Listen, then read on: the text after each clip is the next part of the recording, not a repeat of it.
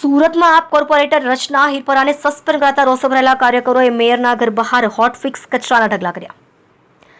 સુરત મહાનગરપાલિકાની સામાન્ય સભામાં પ્રજાના પ્રશ્નો ઉઠાવવા બદલ વિપક્ષ આમ આદમી પાર્ટીના કોર્પોરેટર રચના હિરપરાને સસ્પેન્ડ કરી દેવાતા આમ આદમી પાર્ટીના પદાધિકારીઓ, કોર્પોરેટરો અને મહિલા કાર્યકરોએ સુરતમાં અનોખો વિરોધ નોંધાવ્યો હતો. રોષે ભરાયેલા કાર્યકરોએ મેયરના ઘર બહાર હોટફિક્સ કચરાના ઢગલા કર્યા હતા અને પ્રશ્નો ન ઉકેલાય તો ઉગ્ર આંદોલનની ચીમકી આપી હતી.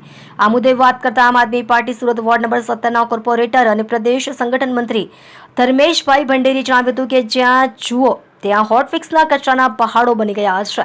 સુરત મહાનગરપાલિકા પાસે આ કચરાના નિકાલની કોઈ વ્યવસ્થા નથી.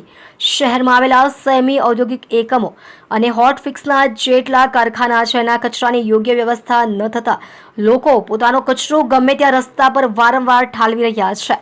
મહાનગરપાલિકાની સદનમાં જ્યારે અમે આ બાબતે અવાજ ઉઠાવવાનો પ્રયત્ન કર્યો તો અમારા કોર્પોરેટરને સસ્પેન્ડ કરી નાખવામાં આવ્યા. અમને સસ્પેન્ડ કરી દેવાથી કચરાના ઢગલાનો નિકાલ નહીં થાય કે સમસ્યાનું નિરાકરણ નહીં આવે, એમના માટે યોગ્ય વ્યવસ્થા કરવી પડશે. અમે મેયરને આ વિનંતી કરવા અને અલ્ટિમેટમ આપવા માટે આવ્યા છીએ. ધર્મેશ પંડેરે વધુમાં જણાવ્યું હતું કે મેયરની સોસાયટીની આસપાસની ગલીઓ સાફ હોવાથી આખું સુરત સાફ થઈ જતું નથી. એના માટે સુરતમાં આંટો મારવા નીકળવું પડે, એસી ગાડી અને એસી ચેમ્બરમાંથી બહાર નીકળીને ગલીઓમાં જવું પડે. આજે મેયરના પોતાના વોર્ડની અને આજુબાજુના વોર્ડની હાલત નરક સમાન થઈ ગઈ છે. સામાન્ય લોકો અમને કહે છે કે તેઓ લેખિત ફરિયાદો કરીને થાક્યા છે પણ કોઈ જવાબ નથી આપતું. ના આરોગ્ય સમિતિના ચેરમેન, ના મેયરશ્રી, ના સ્ટેન્ડિંગ કમિટીના ચેરમેન, ના કમિશનર કે ના તો આરોગ્ય અધિકારી. એટલે અમે મેયરના ઘર પાસે કચરો ઠાલવીને અલ્ટિમેટમ આપીએ છીએ કે જો 10 દિવસની અંદર આ કચરાના નિકાલની યોગ્ય વ્યવસ્થા નહીં કરાય તો સુરતમાં જ રહેતા રાજ્યના આરોગ્ય મંત્રીની ઓફિસ અને ઘર આગળ પણ આમ આદમી પાર્ટી કચરાના ઢગલા કરીને વિરોધ પ્રદર્શન કરશે.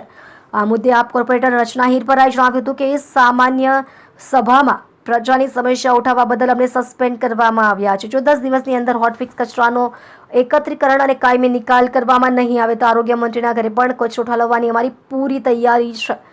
મનપાના મેયર આ કચરામાંથી શને બહાર કાઢે અને હોટફિક્સ કચરાનું કાયમી નિરાકરણ લાવે તેવી અમારી વિનંતી છે. આમ આદમી પાર્ટી ગુજરાત. આપ જોઈ રહ્યા છો ગુજરાતની સૌથી પહેલા ખબર આપતી Surat express news channel director Rajesh મંગલેની સાથે.